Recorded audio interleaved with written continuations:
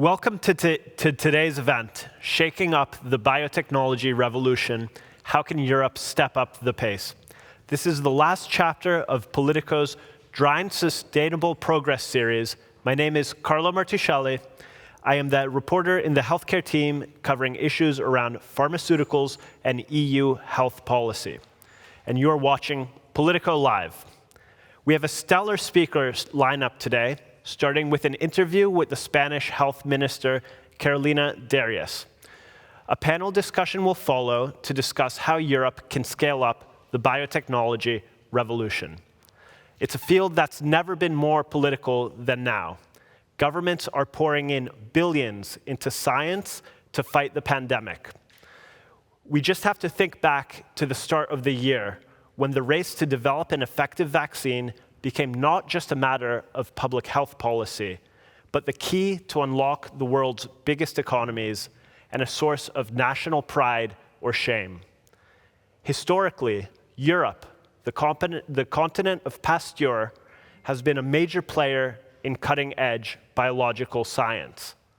But the exit of the UK and its top research institutions of Cambridge and Oxford have dealt it a blow. The US continues to dominate when it comes to private financing and investment in biotech. And everyone has to contend with the rise of China that has set its eyes on the field as a strategic industry. We'll be discussing this and more in just a minute. But first things first, we have some housekeeping remarks. First of all, I'd like to thank our partner Bayer for making this event possible. And thank you to our viewers. It's very exciting to have so many people joining us in person here. And thanks to everyone joining us online as well. Just as a reminder, you can watch this event on 4 platforms. You can watch it through our events website, on Twitter, Facebook, and LinkedIn. And while you watch, feel free to get involved too. You can participate by tweeting about it at live Politico, or ask questions via Slido. That's sli.do. Use the hashtag #DriveEUSustainability.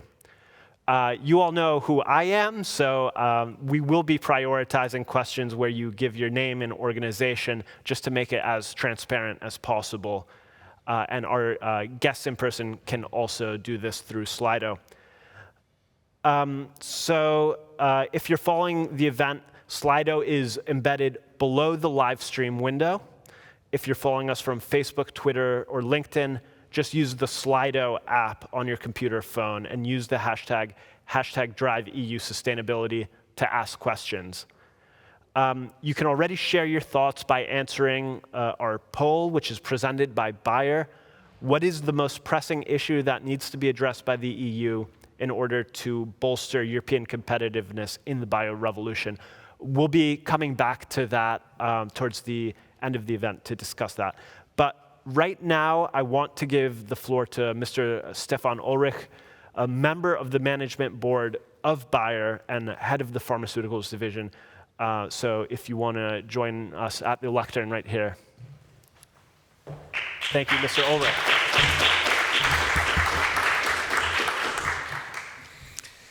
Ladies and gentlemen, members of parliament, thank you for hosting us here today.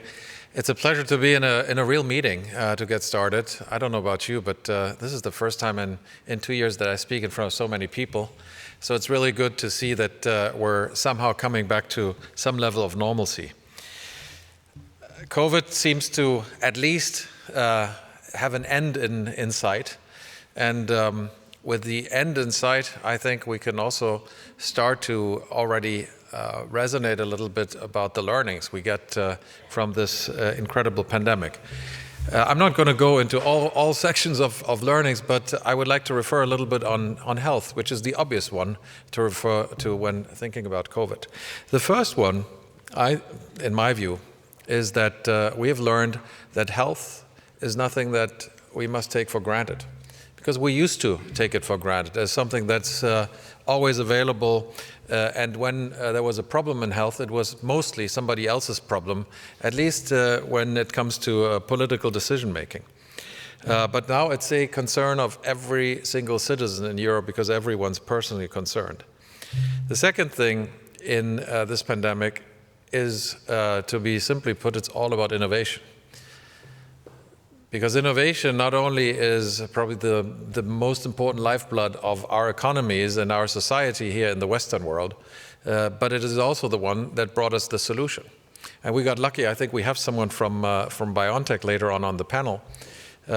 We got a little lucky there because while we did things in record speed, we need to acknowledge also the fact that we benefited from a platform that was in the making for 20 years in the case of mRNA, and that came to fruition because it was ready for prime time. So basic research was needed to get us there.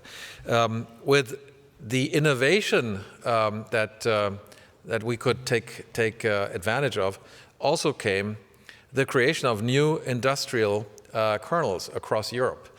Because with the advanced purchasing order of the European Union, we all of a sudden saw mushrooming new industrial sites across Europe, creating significant value in the member states and, of course, also for the companies involved.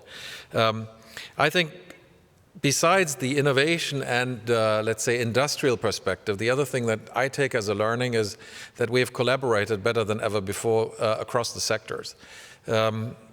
Until now, very often, the public sector, policymakers, and industry were looking at each other more from one silo to the other. And I think across the crisis, we learned that it's good to have an industry. It's good to have to come together with different member states, policymakers, the academia and public sector there, and come together.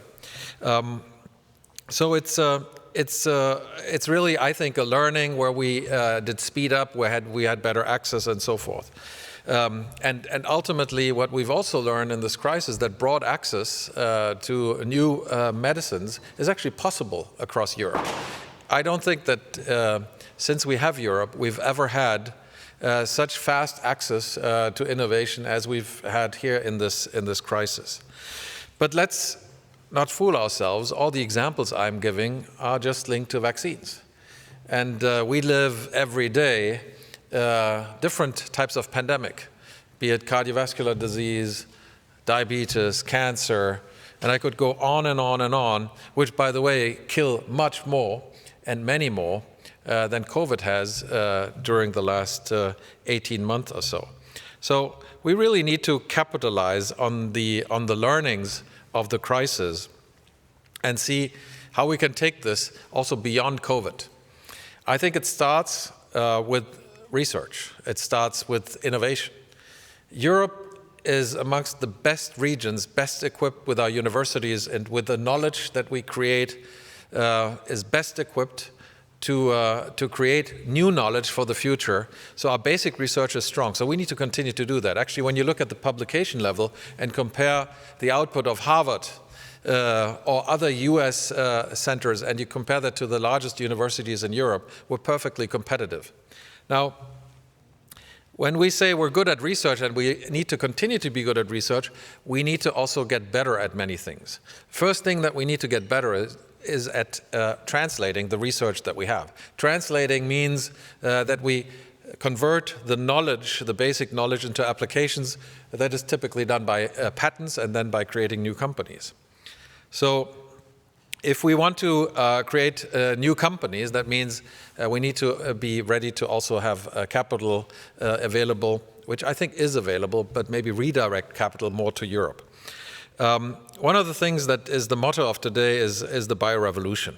I think we need to more embrace new modalities. If you had surveyed European citizens 3 years ago, if they were willing to inject a modified RNA or some gene therapy into their body, I think 90% would have probably rejected this idea. Now we have, in most countries, in the adult population, about 80% of vaccine rates, and most of those are done on an mRNA basis now. So I think we've really taken a different stance to these new modalities, and we need to embrace them more. Because many of the solutions that plague us today in terms of diseases that we don't have good answers for can be answered through those new modalities.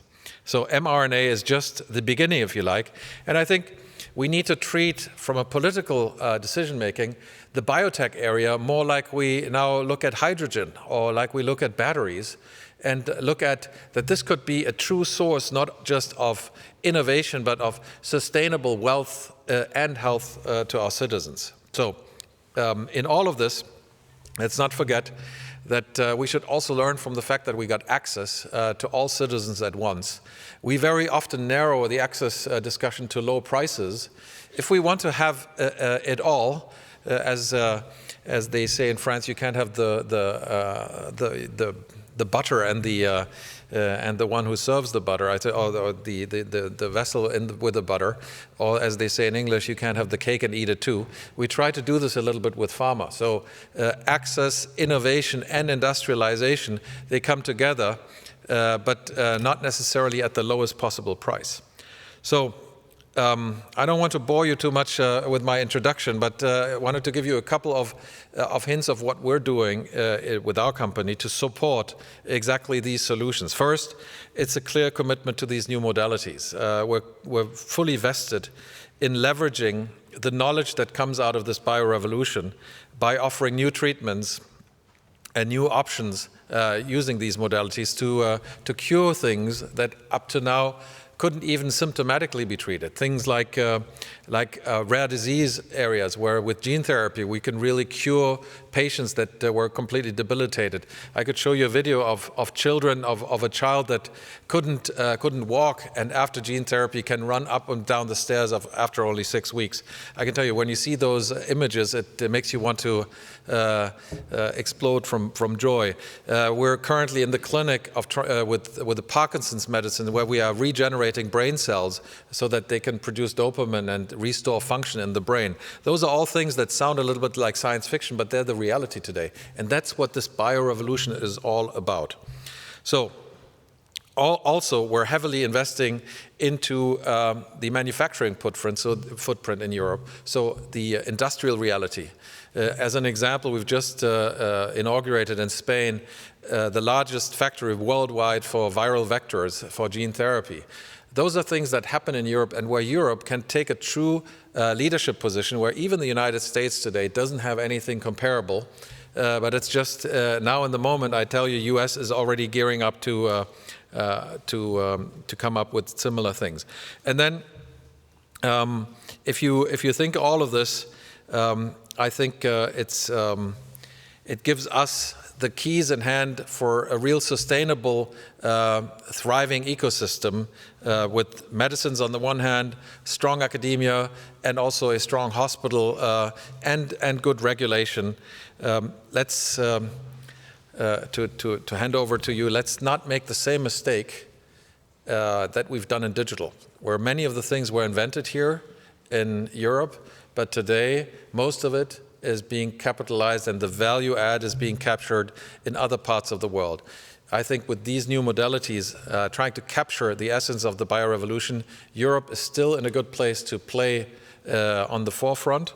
It's not an easy race because the US is charging ahead, but I think we can build better together for a more healthy and wealthy Europe if we take this opportunity. I'm looking forward to the debate, which I'm sure is going to go more into this. Thank you.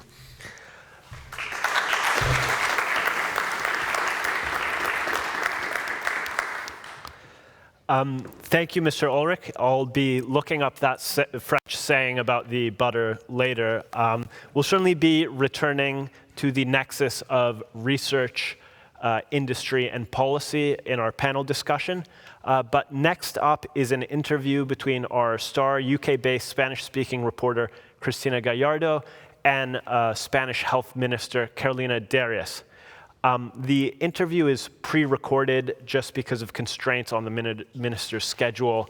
and it's also been translated from Spanish into English. I hope you'll enjoy it. Here it is now. Thank you. Welcome to this interview with the Spanish Minister of Health, Carolina Darias.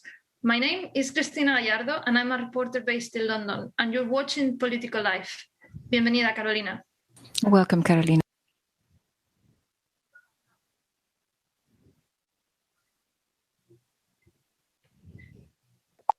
Muchas gracias y buenas tardes y saludos cordiales. Thank you very much and good afternoon. La gran pregunta que esperamos que hoy nos ayude So a the resolver big es question that we wanted to help solve is how can Europe speed up the technological revolution? And I would like to ask you about your opinion on the EU pharmaceutical strategy. Do you think that it will lay the foundations for Europe in the longer term to be a leader in this field and remain one? I think Europe has understood after this unprecedented health crisis that only working united can we face all of the crises, health crises and challenges of the present and the future. The pharmaceutical strategy forms part of that, as does the European vaccination strategy, undoubtedly one of the success stories of the European Union. Europe understood that only by acting united could we provide a response to this challenge, and all of the member states are working with the Commission, with the pharmaceutical strategy, in order to improve the pharmaceutical provisions to all of the member states, and also for the cornerstone technologies and medication be able to continue moving forward. And Europe continues to lead, together with its member states, the pharmaceutical policy and the industrial policy. So China is really investing a lot in it, in the production of new generation pharmaceuticals, and it's being a competitor. Is the European Union missing the train? I don't think so. Europe forms part of the worldwide drivers of the technological revolution. We have advanced therapies, very important advanced therapies. My country, Spain, is contributing to these advanced therapies, different therapies that we're using, which are financed in the public health system of Spain. Spain has universal public health coverage, which is crucial to leave no one behind. And this progressive government understands that only through universal public health coverage can we provide the proper response to our citizens to continue advancing on these kinds of cutting-edge technologies. Come on, the ACT5, which has just been given the green lighted for the use of plastic lymphomas, and we also have for those who are recovering from spinal medulla injuries after a traumatic accident. I would like to indeed refer to that in the interview, because you've got the clinic hospital in Barcelona and they started with genetic treatments. Is that a model for Europe? Undoubtedly.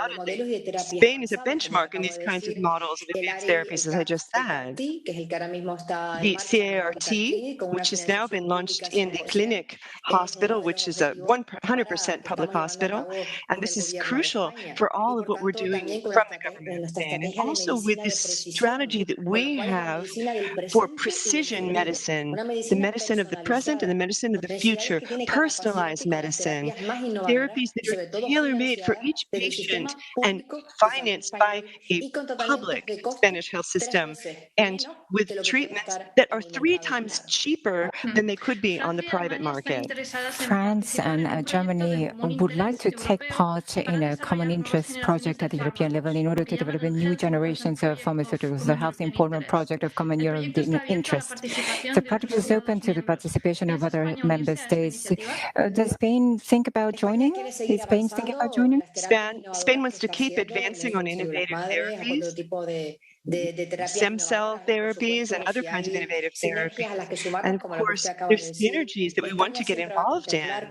Spain is always going to look at how, hand in hand, we can advance together and advance better. Advance together, advance better to provide a European-wide response to present and future challenges to all of our health. So Spain is considering joining the project. Spain will assess first what the project is about in order to then decide whether we join or not. Does Spain have enough financial incentives to make sure that the SMEs can develop and grow in Europe and be competitive with other SMEs in Europe?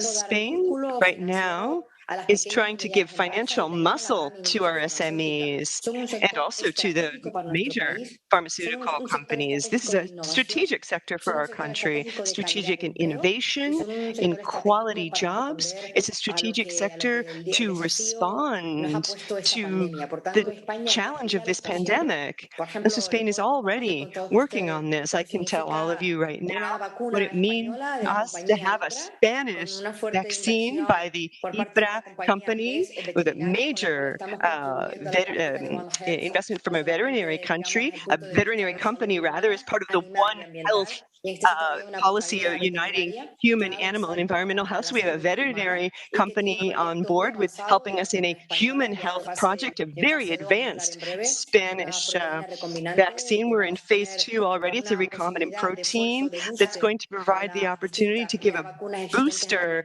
to all of the other vaccines that are already out in the European and world market. And so the government of Spain is convinced that only by investing in public health, investing in public science, can we provide innovative responses to all of the challenges we face. Now we're talking about financial levers. How are the European funds going to benefit so these the European pharmaceutical funds are industry in going to Spain? benefit all European citizens and, of course, Spanish citizens as well.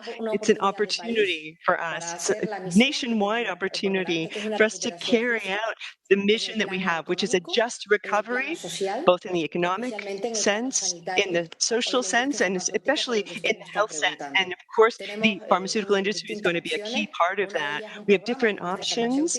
One of them is the pharmaceutical industry program, ProPharma, in our country that provides funding for our own pharmaceutical companies, because we think it's a strategic sector for us. And there's other projects that we're going to be launching very soon. I don't know if you can give us more details about the next projects. Not yet.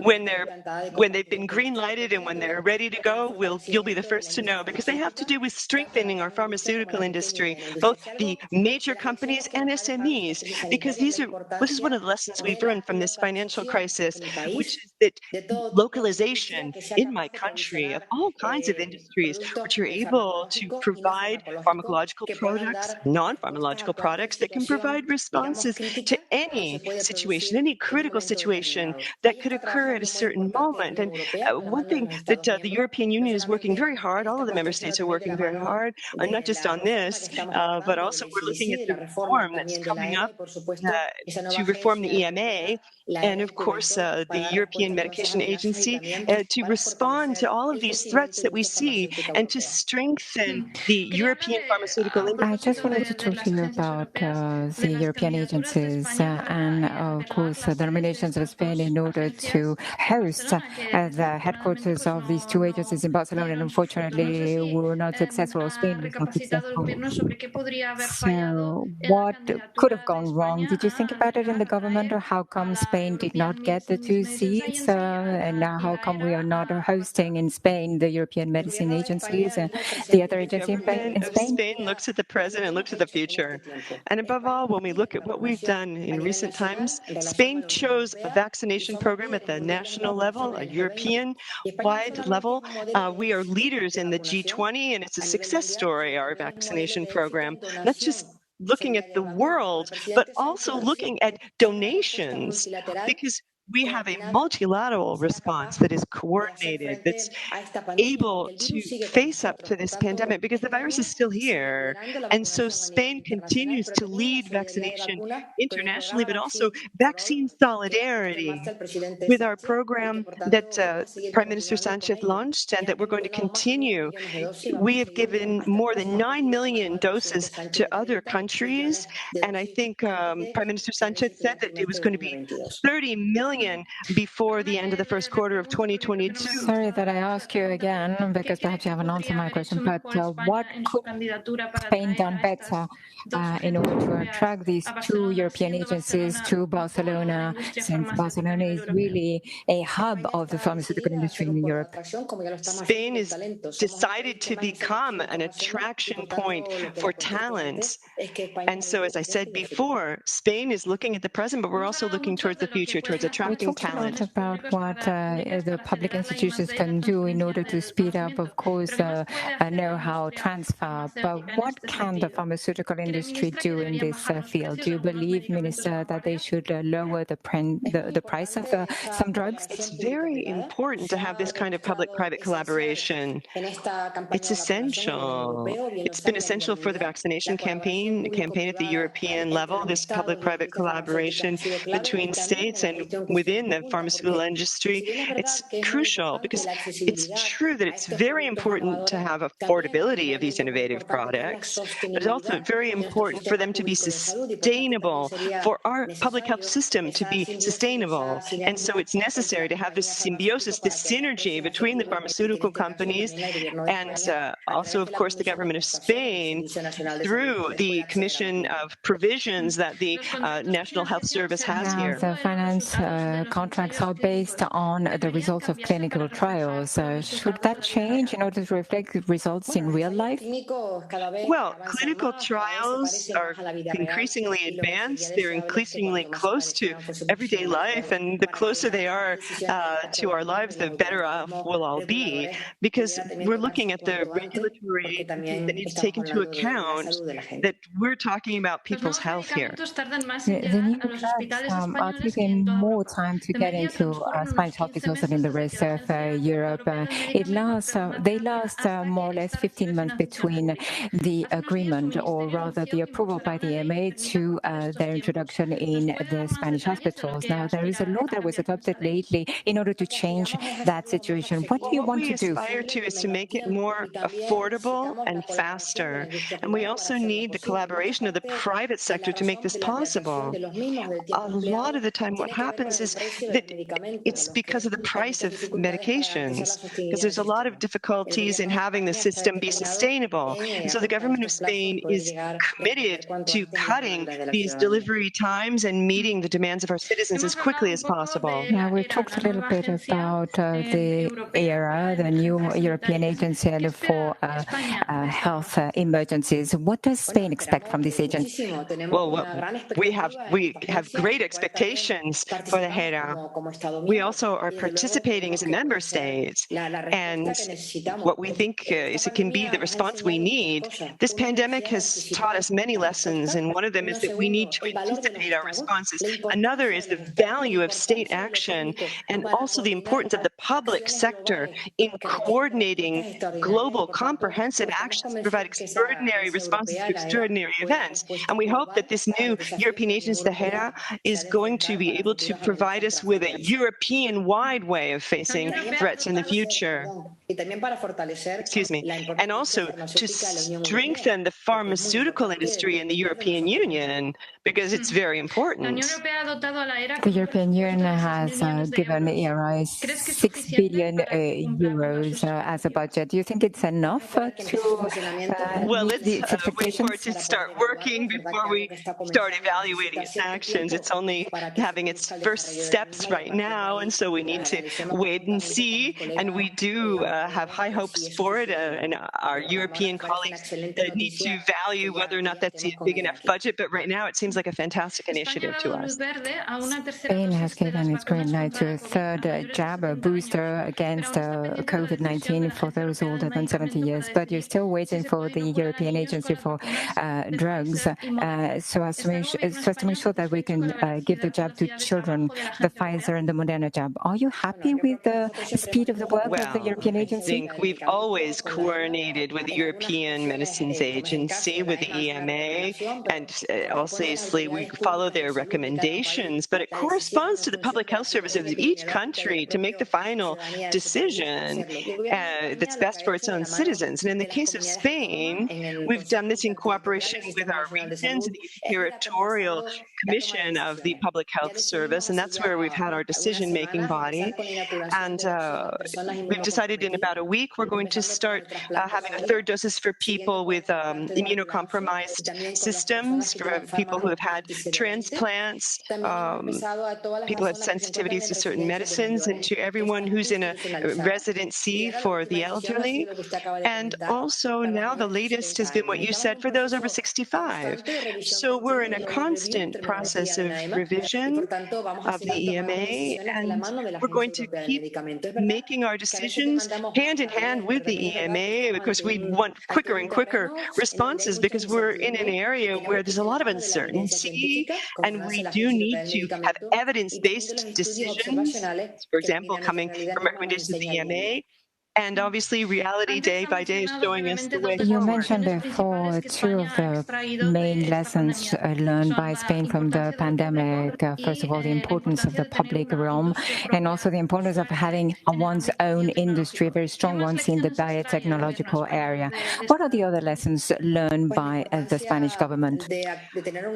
Well, the importance of having a multilateral response, that's very important. For us to be able to coordinate on our decision-making, the need to strengthen the public health system, to have a universal public health system, and also to have information as far as the surveillance of our public health system. And very important human resources need to be devoted to coordinating, implementing, and strengthening the health surveillance system in order to have a high alert, jump up as soon as something happens, as soon as it's opportune. I think the pandemic has shown us that we have to have more information in order to have better coordination and the appropriate response to events on the Do you ground. believe that Brexit will be a problem, an added problem to the consolidation of the European Union as really a leader in the global biotechnological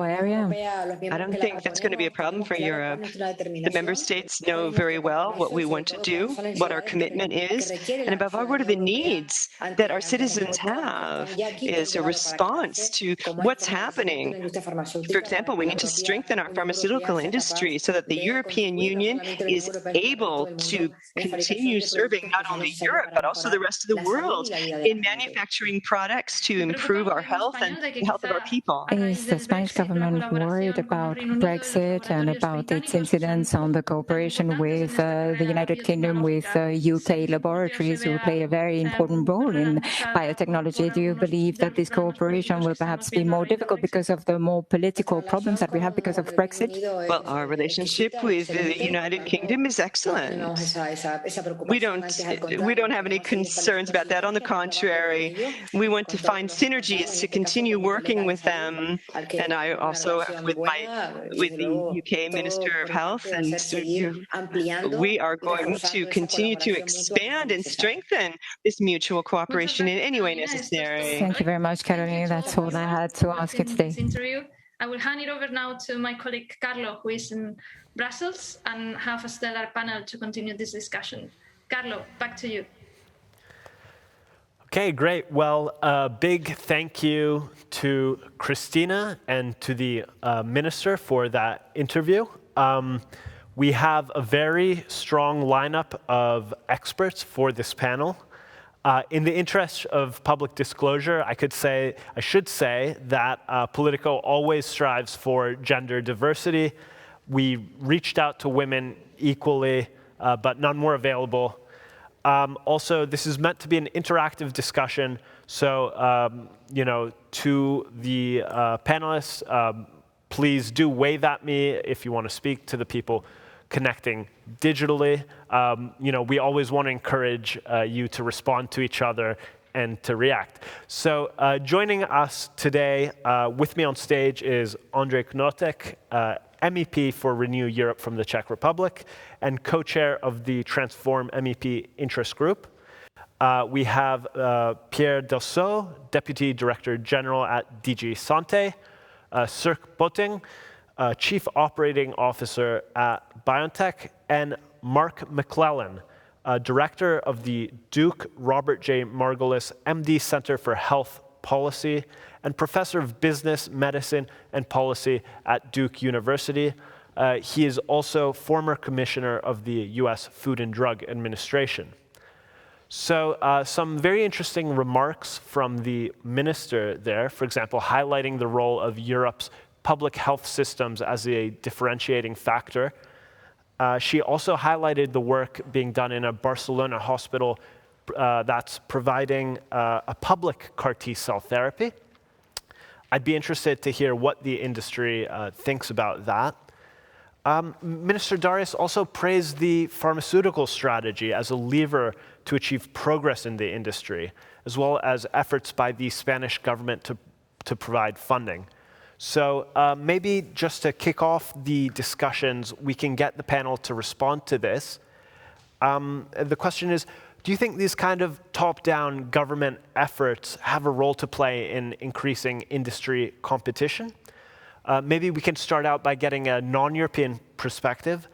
So we can start out with Mark, then we go to Cirque, then Pierre, and then Andre. Mark, over to you. Well, thank you. It's a pleasure to be with you all this morning in the US time, afternoon there in Europe. As you heard in the previous remarks, we're at a very important time in biotechnology development. And I'd say overall, the picture is a bright one. New kinds of technologies, including those based on synthetic biology like mRNA techniques, have transformed the way that we're approaching not only a range of diseases, but the COVID-19 pandemic. At the same time, gene therapies, other innovative biotechnology processes are growing and leading to substantial increases in investment, both in Europe, in the United States, and extending worldwide. So this is a very vibrant time, I think, potentially for the industry.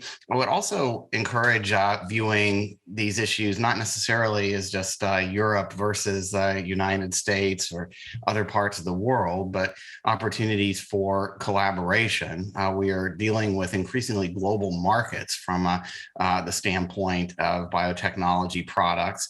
You heard in the previous remarks about efforts to work on standardization through the ICH process and through other collaborations between regulatory agencies. Those kinds of efforts have grown a lot since I was commissioner at FDA, and I think they're very helpful for promoting global biotechnology development. All of that said, I think there are some areas where Europe has some special opportunities, just as there are areas where the United States does as well. And I'm looking forward to our opportunities to discussing ways to find not only opportunities to advance biotechnology in Europe, but opportunities to advance biotechnology worldwide.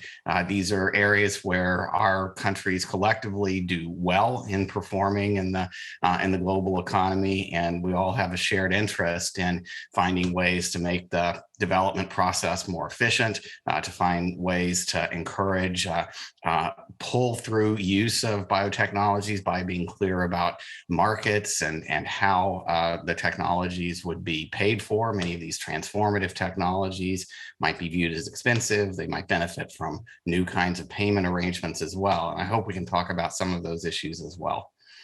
Great. Thanks so much for that, Mark. Cirque, over to you. The role of government in driving industry competition. Yeah, so I think COVID has shown that Europe can really be a leading in the pack in terms of innovation and supporting the biopharma industry. Yeah, and I think this is true in Europe, but probably also around the world. So I think if there's a top-down movement into certain areas, I think this will foster eventually innovation and expertise. And Europe has moved into the spotlight by doing this. And I think, for example, with Biotech, we're at the forefront of this.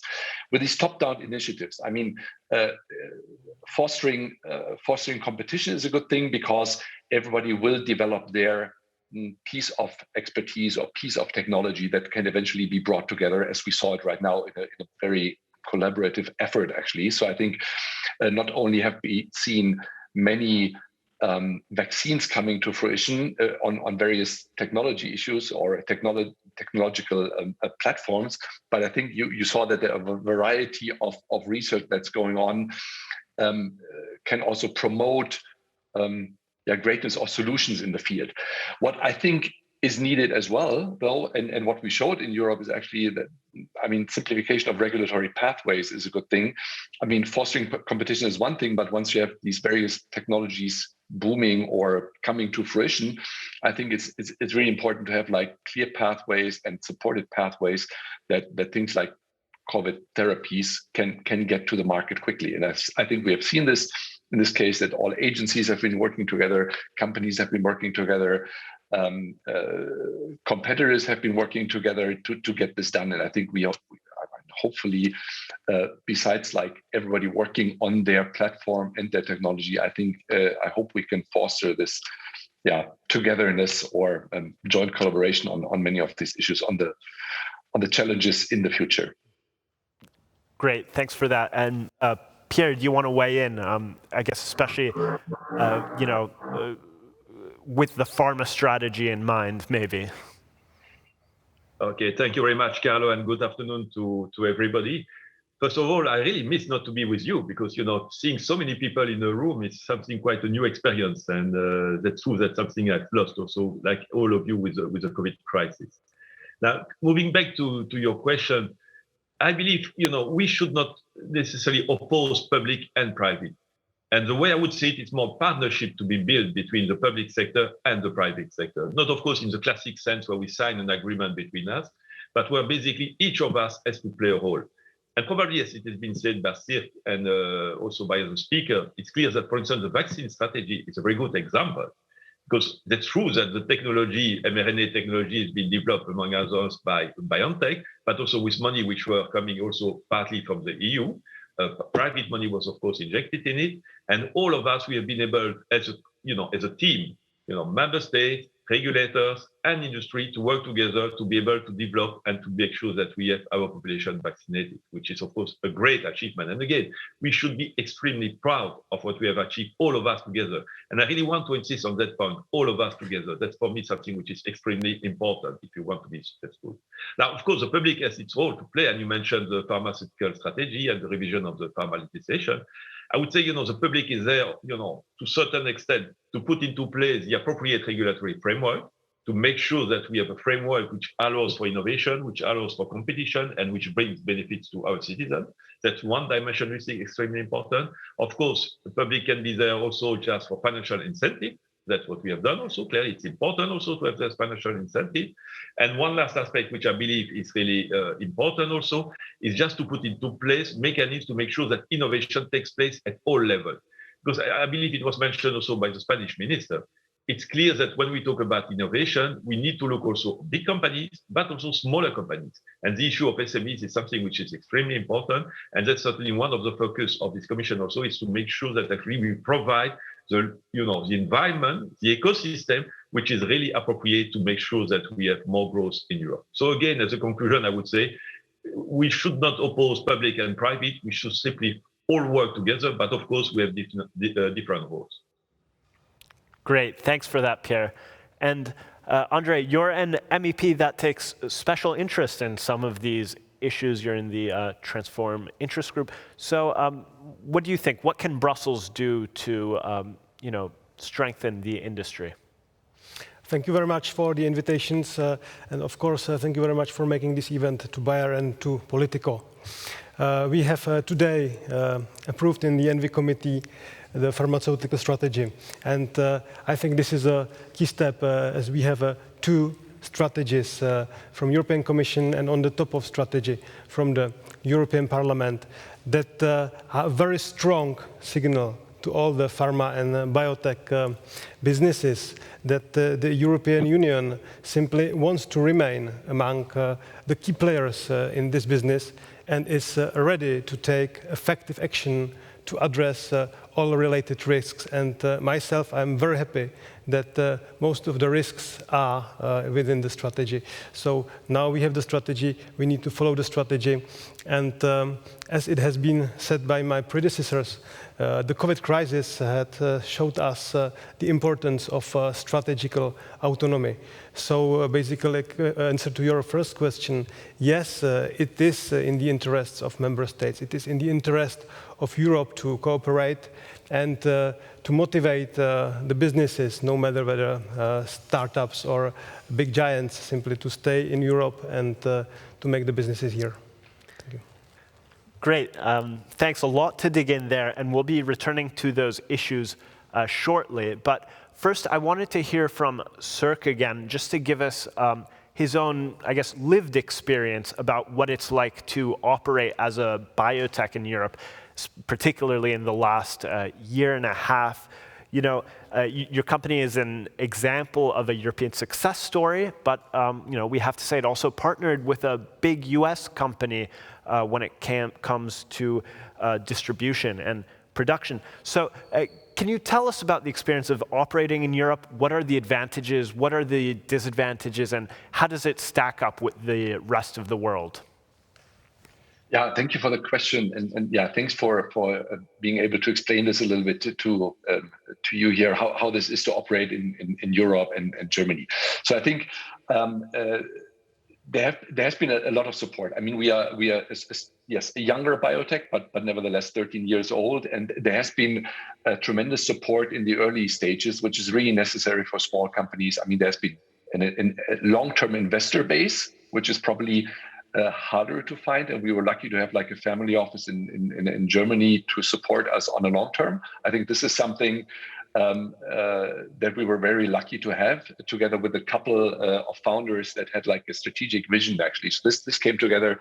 On top of that, long-term investor, we had support from various German and EU funding and grant initiatives actually. So that brought us through the first couple of years with around about 40 million euro of funding over the first 8 to 9 years or so, which led us together with the initial funding to expand into a broad variety of like platforms. So and one of these platforms was mRNA. So mRNA is not a new technology, as you all learned now. It has been, I mean, invented some time ago, but it took tremendously long, like around about 20 years or so, 20, 25 years to really come to fruition and translate from a concept into human treatments. And I mean, this let's call it the European environment enabled us to get into the clinic already in 2012, 2013 with our first immunotherapies based on mRNA. So mRNA didn't fall off from the sky or so, didn't just appear.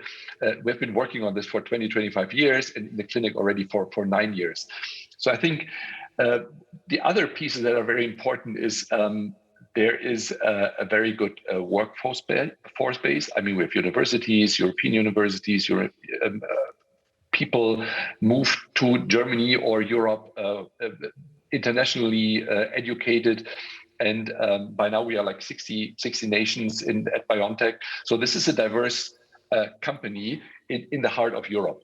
So the next piece, I think, platform and people, and then comes of course the support during the pandemic. I think, as I mentioned before, I think the local authorities, regulatory authorities, plus also the European authorities helped tremendously to get this into humans, to support the phase 1, 2, 3 clinical trials actually with rolling forecasts, with everything that they had, and to get data reviewed and get approval of a vaccine as quickly as possible.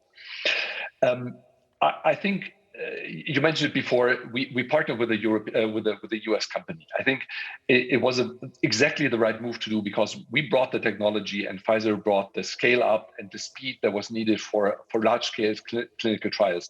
I think this is something that we need to build. I mean, but that's fine, because smaller biotechs or younger biotechs don't necessarily have this infrastructure. I think it was great that we were able to partner. I mean, that we found a partner and that this partner was accepted by everyone, that this is like a European-American partnership that eventually brought the first vaccine to the market. I think in that sense, it was encouragement of like, yeah, finding the right one and then accepting that this was not a European partner, but eventually the partner that fit to us, because we had worked with Pfizer before on the field of infectious disease, and it was good to have them then come in and lose no time, but be right at the product. So in that sense, I think it needs still further fostering, so to say, like it needs to be like a real innovative mindset in Europe. I think there can not just innovation promotion, but a climate of innovation that would help. But I think the way this was done with us, you saw what this led to, like a real technology platform that worked, and together with the right partner, you were able to scale it up. Great. The next steps would be to have like a biotech company like us really scale on themselves, but that's the next steps.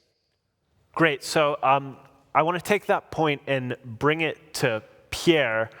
Sir seemed to have some very good things to say about what Europe is doing. I think one very interesting point he made is that the investments we make now, we might see the fruits of 20 years later. So we really have to kind of take a step back and have a strategic view of things. So on the topic of strategy, Pierre, can you explain in a few simple words what are the goals of the Commission's pharmaceutical strategy at a very high level?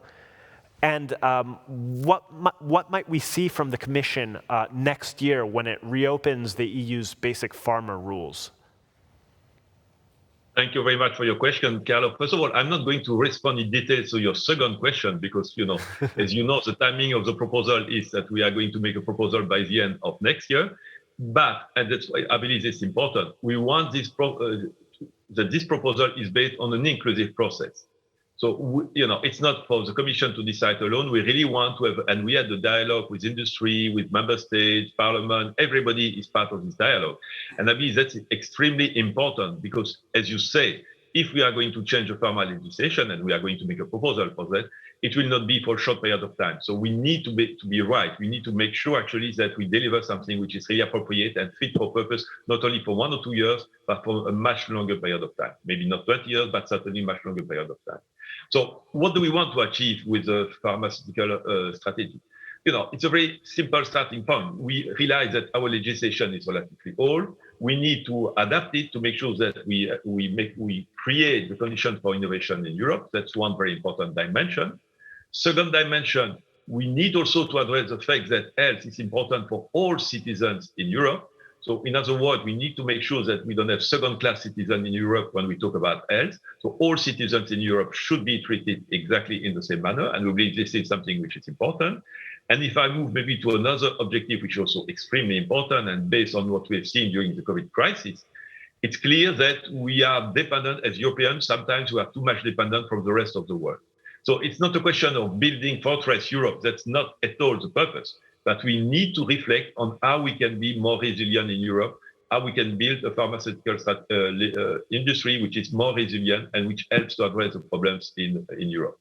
I would like maybe to add something which also is important in this context. This is the creation of HERA, and I don't want to discuss about the question of governance. It's of course extremely important, but what's the role of HERA?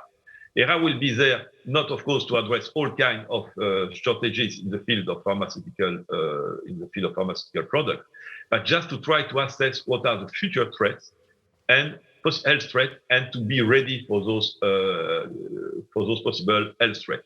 So in other words, to build resilience, reactions, responses at European level for future possible health threats. And again, I believe this is something which is important because, of course, by doing so, we will need to bring innovation, we will need to invest in research, we will need to bring new products, new therapeutics, new vaccines, and so on. So that's something which, again, where the public will play its role, but industry will have to play a very important role. And maybe just as a conclusion, to come back to what Sirk said, I believe it's also important because when you talk to people, people do not necessarily have the feeling that the mRNA platform has been born like this, overnight, just in a few weeks' time because someone decided it was born. Actually, it's not true, and as you say, and you know all of you, but the public does not know it. It is a result of a long-term research, investments, and and fundamental research is also be extremely important. So that's also a message which is not always well perceived by the public or well understood by the public. But you're right. You need to invest long term if you want to bear fruits in the future. So if we had not decided, all of us decided to invest in this kind of technologies 20 years ago, probably we'll be in much worse situation. But it's maybe a message which is difficult to understand, but it's a very important one, I believe. I would stop here. Thank you very much. Great, thank you. And next I wanted to turn to our American guest and get his perspective because we've been speaking about Europe's successes rightfully, but we also have to acknowledge that the US is a real leader in biotechnology innovation.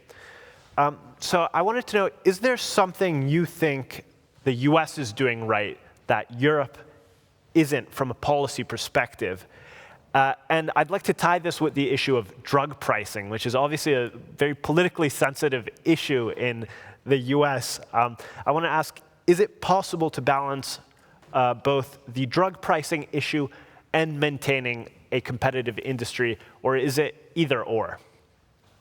Carlo, it's a very good question. Before getting to drug pricing, I just wanted to pick up on some of the earlier comments, which I think represent notable developments in Europe that are favorable to biotechnology. First, as all the other panelists have effectively said, effective biotechnology support requires a long-term perspective, one that starts with creating an environment that is very supportive of academic exchange, of the development of new ideas. That means strong academic industry connections. It means strong government support for basic research. That's something where the US has really tried to lead with our National Institutes of Health funding, now well over $40 billion per year. That public funding is really important, and directing it towards supporting innovative areas.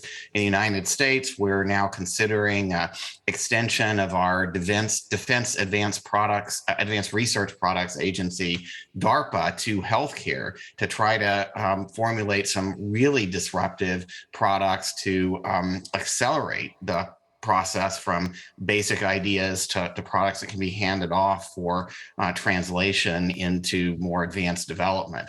Second, you heard from the other participants the importance of support for translational research.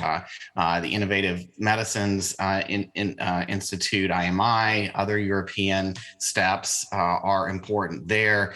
In the United States, we've also tried to support clinical trial networks in innovative disease areas to bring down the cost, improve the timing, the reduction in time to enroll patients. That was an approach that worked for vaccine development and the COVID era, where we were able to enroll very large-scale trials with a diverse set of populations and settings in a very limited period of time. The third important area that was emphasized by Cirque and others was the importance of having partners for scaling. Fortunately, most biotechnology products don't need to go from non-existent to hundreds of millions of doses per month quite as quickly as BioNTech did. But the importance of scaling up fast is part of the biotechnology advancement process. In the United States, aside from partnerships with large pharmaceutical companies, which is one mechanism, we're also seeing a lot of investment in shoring up our advanced biotechnology manufacturing capacity. This is something that has gotten additional attention in response to the pandemic when there were disruptions in global supply capacities. We found that our monoclonal antibody production capacity, for example, wasn't sufficient. And I expect to see more government support in the US, maybe more government support in Europe for making sure we have more robust advanced manufacturing capacity if we need it for a pandemic response, but it also can help make it easier for smaller biotech companies to get to market. For example, I'm an advisor for a company called National Resilience in the United States, National Resilience, that is specializing in providing advanced manufacturing capacity for smaller companies to provide a faster and maybe cheaper alternative to partnering with large pharmaceutical companies to come to market, developing some some of that capacity in Europe could be an important way to augment the innovative biotechnology industry. And finally, importantly, with respect to pricing, what's I think most important is predictability. This is such a long and complicated process, and Europe has taken some important steps in drug pricing to focus on value. I think as we look forward, making sure that the payment mechanisms recognize value and that is predictable to investors earlier on to come through this whole process is extremely important. We've seen relatively little investment in areas like antimicrobial resistance because there is just no clear market yet in the downstream for buying products and paying on the basis of value to a population. So the United States is in the midst of debates about our pricing. We're looking to Europe, with many Americans frustrated that prices there for many innovative products seem to be significantly lower. I think this is an area where European and American collaboration around making sure that our mechanisms for pricing reflect value, reflect the fact that many new products coming to market are going to get better over time. Gene therapies, for example, will have one value when they first come to market, will have a greater value, hopefully, as we learn more about them in the post-market setting and get better at using them. And many other therapies are going to improve over time too. So the shared interest in moving to a focus on value-based payment is another area where I think the US and Europe should be collaborating more rather than thinking about a race to the bottom of the lowest reference price or something like that. Thank you, Mark. I want to pick up on a point you just mentioned, which is gene and cell therapies, notoriously difficult to price. And I want to take this to you, Andre, because you're the chair of the Transform MEP interest group precisely on gene and cell therapies. And so for those watching that might not be familiar with this area of medicine, it involves altering the basic DNA of cells, and it's considered one of the cutting edges of the biotech field. So Andre, can you tell us, why is this a politically important sector? What can Brussels do to encourage it? And maybe we can also discuss the Parliament's own initiative report, which just passed ENVI today, to tie it to something topical. Thank you for the question. We have realized in European Parliament somewhere in 2019 the crucial importance of such high-tech technologies like cell and gene. They had already proven track record. They have delivered in the past, but it's not known enough. And it was very important to bring together all related stakeholders and to have a panel where a discussion would be led and recommendations would be passed towards the policy makers. The second add value is also, let's say, making that kind of therapies for sure future part of therapies also popular among the population, because according to some studies or research, there was also almost zero knowledge among the policymakers and also among the population. And as these therapies are very specific, and our regulatory system is not adopted enough for their specificities. I can mention one example, and it is also linked with this mRNA vaccine. As they are genetic GMOs, they must be treated as the GMOs. They are gene therapies, but they must fulfill the specific legislation, specific environmental impacts, and so on. And for example, for this mRNA COVID vaccines, there must have been specific exceptions, specific derogations, and this is one example. Second example is with the cost. This cell and gene costs, cell and gene therapies, they are very demanding on the front cost. Okay, so we need to introduce specific payment models which has not been yet in the healthcare systems. And if we don't, the sustainability of the healthcare ecosystem is simply questioned. As it's in the beginning. We have situations that not in all countries is it possible to get this basically almost personalized medicine. So it is also about the cross-border cooperation among the states. And all these specific, very detailed, technical, and of course patient-related aspects that our informal intergroup, where MEPs have just supporting role. The key heroes are the experts from pharmacists, from the patient organizations, and of course from the production, because all together we can deliver. So this is the reason of the Cell and Gene Interest Group. Great, thanks so much for that. And you know, tying it back to Parliament still, we have this own initiative report on the pharmaceutical strategy. It mentions maybe not gene and cell therapies, but ATMPs. Yeah. What is the ask there? There's an action plan mentioned, is that right?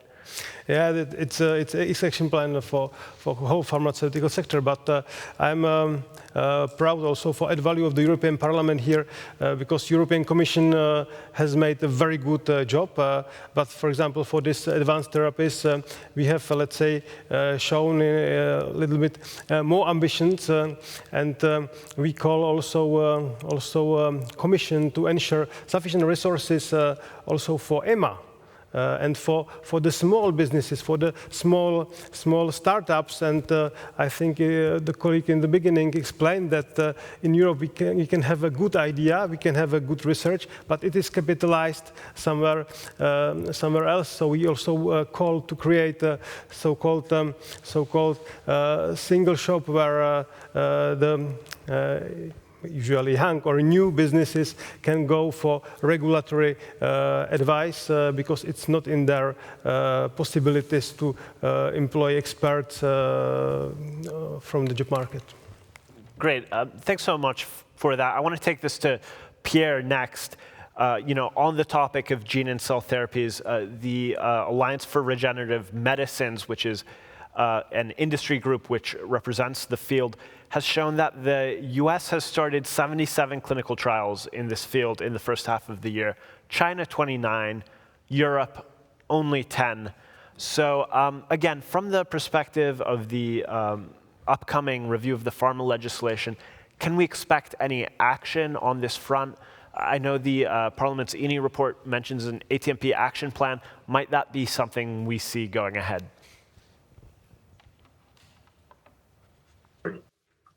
Thank you very much for your question. And of course, as it has been said, it's a very important issue, and that's something which is important also to maintain, you know, competitiveness of Europe in the future. So, and I can tell you, we are in contact and we are talking to the, you know, to people representing this kind of industry and the advanced, you know, this kind of ATMP, which we believe is something which is extremely important. So what clearly, as you said, in the context of the revision of the pharmaceutical legislation, this is one of the many issues that we will have to address, one of the many issues for which we are looking for solutions, and we have to see what we are going to do. Now, let's be clear, for the moment, we don't want to change the ATMP regulation. That's not the purpose. But certainly, because you have a lot of links between the ATMP regulation and between the pharma legislation, we have to see what will be, you know, the delimitation, the borderline, what are we going to do in this context. Another important element for us, of course, will be to read, you know, I must be honest with you, but we'll read what the Parliament has said about this issue and to see what kind of solutions they are proposing. Again, it's a very important issue. We need to continue to be effective, but I don't like a little bit, you know, to be very honest with you, I don't like the idea that we are always lagging behind, you know. We should be proud of what we do in Europe. And of course, yes, we should not be complacent. We should continue to try to develop and to work. But we are achieving quite a lot in Europe, and so we should be proud of this. So, you know, it's very good to look outside of Europe because it's important to see what's happening in China and the US and so on, of course, that's clear.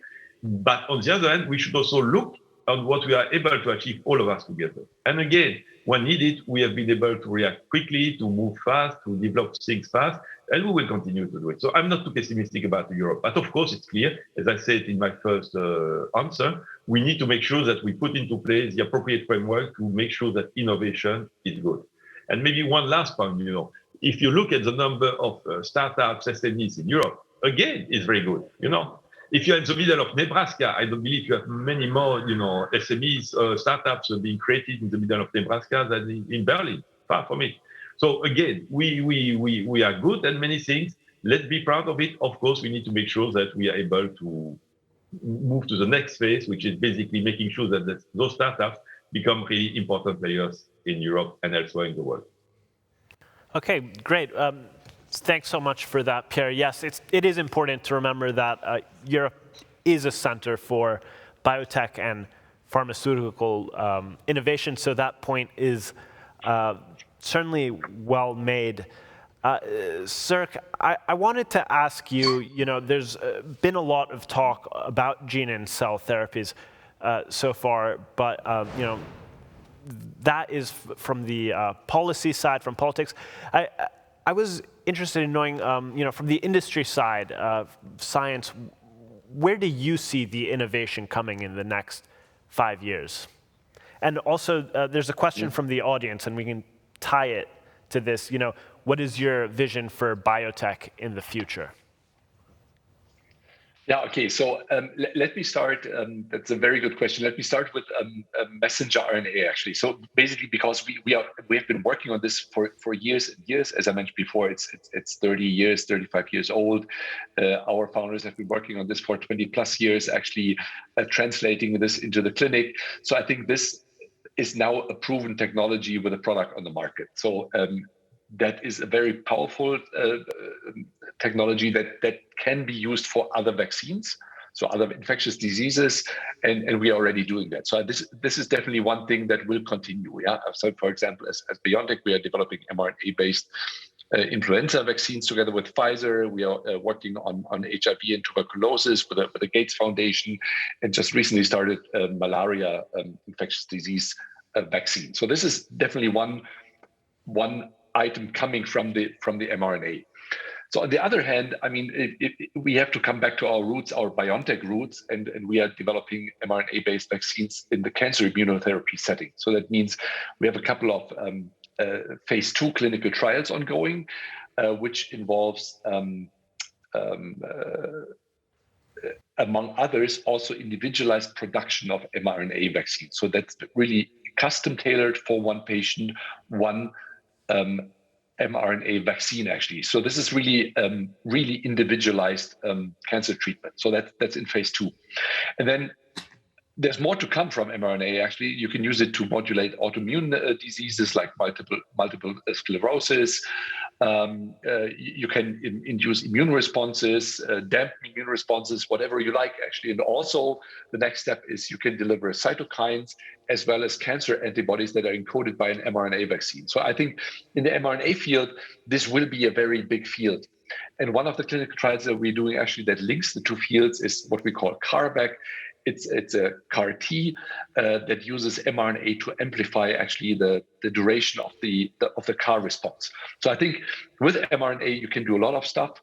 Immunotherapy as a whole is definitely, including cell and gene therapy, will be a very important field actually. So I think other innovation will come from automation and also production. Yeah, I mean, production turned out to be very important. And once you have like certain platforms in place, for example, this individualized production, once you have that, and if that works against one cancer, you can use the same production process for another cancer. Or if you have like bulk mRNA production capacity that we have right now for COVID, you can use it for all the other things. Yeah, and ideally, we want to bring this to Africa, because I mean we see that the issue, if you don't produce it there, it's hard to get distributed into the country. So you have to bring mRNA technology to the world, and once you have that, you have these other opportunities, like for example, produce malaria where it's actually needed most and stuff like that. So I think next to mRNA and immunotherapy production, and really, I mean, hard technology using artificial intelligence, using automation and so on, and clever production techniques is one of the fields of growth in the future. Great. Thanks for that, Sirk. I'm going to ask another audience question, and I'm going to throw it over to Mark, but it's for the whole panel, so whoever wants to weigh in. You know, we've been speaking about what Brussels should do, what we are doing. But what about what we shouldn't do? So do you have any recommendations on what Europe should avoid going forward in terms of policy? That's a good question. I think the ideas that have been discussed today are all very promising. I think the worry is that if there's not a comprehensive policy and framework that companies can understand and invest in and make these long-term difficult efforts, like you heard from Sierk about the years that it takes to get a platform in place, the huge investments that are required to scale it up. It's really that comprehensive predictability that I think is most important. So rapid or unexpected changes in policies, even if they're well-intended, can be harmful. And I think what I've heard from this session is the strong support in Brussels for creating a more vibrant and robust biotechnology industry. I guess if I was going to emphasize a couple of things, that maybe not so much things not to do, but maybe things to do a little bit more of. One would be recognizing that the biotechnology industry is vast. And it may make sense to focus on some areas of excellence where there are particularly good combinations of academic expertise, companies with capacity in place to invest and expand work. Mrna seems like a great example of that. There are so many potential applications beyond those that Biotech is undertaking, and that's a lot.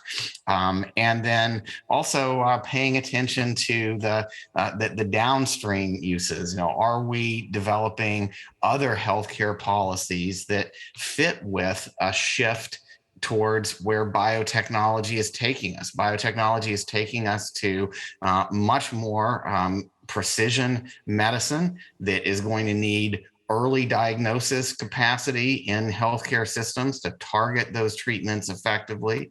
It's going to need better post-market monitoring systems so that when you have a cell therapy or a gene therapy or another product that's expected to have a long-term impact, you can measure how it's working out in practice and modify it. Remember, this is an era of advanced synthetic biology. That is going to affect value. So there needs to be a way to reflect those improvements that will come once products are on the market in advanced biotechnology that affect their value, because you want to encourage those increases in value. So I think it's really back to providing a strong ecosystem, one that perhaps highlights areas where Europe could really lead in this very big biotechnology revolution and synthetic biology revolution that we're right in the midst of. Great, and I should say that question is from Pierre Groning. But I want to take that question also to you, Pierre. Is there any avenues that the Commission considered going down and then it realized maybe that's just not a good idea, things to avoid? I believe what we need to avoid, and that's something which I believe is clear for everybody, we need to avoid over-regulation. Because if you want to stimulate innovation, you need to leave some freedom, some flexibility for the industry, And so our role as, as public authority is to make sure that, as I say, to create the appropriate environment, but we should avoid the risk of over-regulation, because then you stifle innovation, you basically don't get what you want to get. So that's something which sometimes we might have had this temptation in the past, but that's not something which we are fully aware that we should avoid this. And that's why also we attach so much importance to the consultation process. You were not very pleased when I did not really respond to your first questions on the pharmaceutical legislation and what are we going to propose. But, if I already now, 1 year in advance, tell you what will be the content of this proposal, it means simply that we are not going to listen to our stakeholders. That's why we really believe it's important that we listen to everybody, Of course, we need to make a balance, and then we avoid this risk of coming with a proposal which is completely artificial and not linked to the reality. So that's why this consultation process for me is so important, and that's why I really encourage all of you listening to this, or even not listening to this meeting, just to participate and to help us to prepare something which will be appropriate and help us for the future. Well, those will be some reassuring words for our friends in the industry who are watching. The Commission is listening to you. But our name is Politico, and I do want to touch the issue of politics in biotech. After all, I think it's probably fair to say that biotech has never been so political and politicized as right now, both in the context of the pandemic, but also in the context of the EU's pivot towards strategic autonomy. There's a real feeling that maybe this is a field where we're in competition with the other big players. So I wanted to get your opinion, Andre. Is this a good thing that we're politicizing really maybe what was before just an industry like another? Very difficult question. I think we cannot avoid always having a mixture. It's public finance which are going to the businesses, and of course there is some public expectation.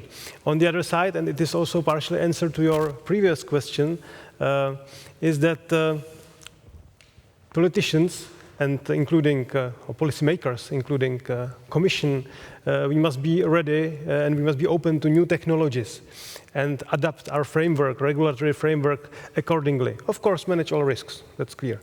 So instead of, let's say, saying, no, this is not possible because, trying to find a way in the system, the changes in the system that can, for example, bring in new manufacturing techniques, backside techniques, or continual production in pharmaceutical production. These are steps which can simply contribute to sustainability because it will be safer, cheaper. But, of course, we are not ready yet with the regulatory framework.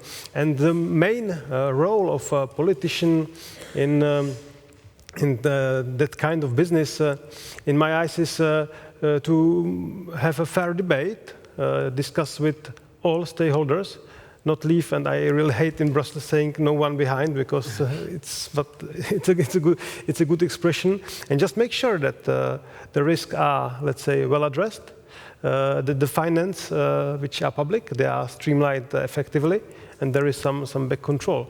But this is enough. We must simply release the hands of the industry, no matter on the size.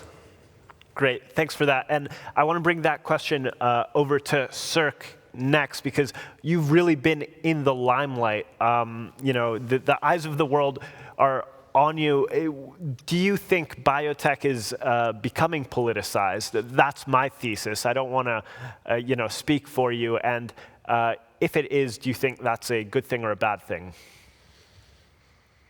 Yeah, let me try to answer like this. I think yes, it has been politicized, but I think no wonder if you are in the midst of the pandemic and this is very painful for countries.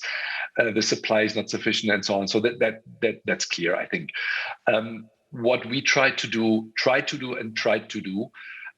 is to stay apolitical as much as possible, because I think science is driving us, and we work on the things where we think we have to work on. This was very clear. We have a mandate to use our technology for a vaccine, and I think this is the most efficient way actually for us to live and produce and get to results actually. So I think it's good to have a dialogue for collaboration. What kind of frameworks for pandemic preparedness frameworks there have to be? Where do you need access to science? Where does science have to have a voice and so on? I think these are good initiatives, and it's good to talk about how to have a framework in Europe that regulatory access and review is happening constructively and fast, and keep this for the future. But I think as a company based on science, I think we try to stay as apolitical as possible. Great. And to be also as fast as possible. Yeah. Perfect. And we only have a minute left. I want to throw that question over to Mark. A minute to respond. Politicized biotech, good or not? Well, I appreciate the efforts to stay apolitical, but fact of the matter is, because what biotechnology companies are doing is so important and so transformative for people's lives, and because the policies that the companies adopt also are important, how they price their therapies, how widely available they make them, what additional steps they take to encourage access through, for example, global pricing schemes. Those are all really important. You can try to stay apolitical, but you need an effective political engagement strategy in order to manage those risks. Okay, great. And since we have 30 seconds left, Pierre, I'm going to ask you to respond as well. I know that the Commission tends to stay pretty neutral on these issues, but if you can unbalance yourself maybe towards one direction or the other. I'm not sure. Political is not the exact word. You know, Biotech has done something which is extremely important. They have been able to develop a vaccine which has been helpful to everybody. And of course, Pfizer has been there as partner to develop, sell commercially, and so on. Is it political? If saving life is political, yes, Biotech was political. Okay. Well, on that note, it seems like we've answered the question. I want to give a big thank you to all the panelists, both those who've joined us in person and who have joined us online. And I'd like to give a big thank you, of course, to our sponsor, Bayer. I want to mention that the audience can give feedback. It's live@politico.eu. We do want your feedback. I should mention the results of our poll really quick, if I can see it. Oh no, it's over here. Sorry about that. And we have that the winner of the poll was ensuring a competitive innovation ecosystem to attract manufacturing clinical trials. The question was, what is the most pressing issue that needs to be addressed by the EU? So I want to thank everyone who participated in the poll. Do check out our lineup of great events in the fall. It's politico.eu/events. And I'll be moderating another event very soon on Thursday. This one is on mental health. So please do check that one out and join me again. And thank you all so much.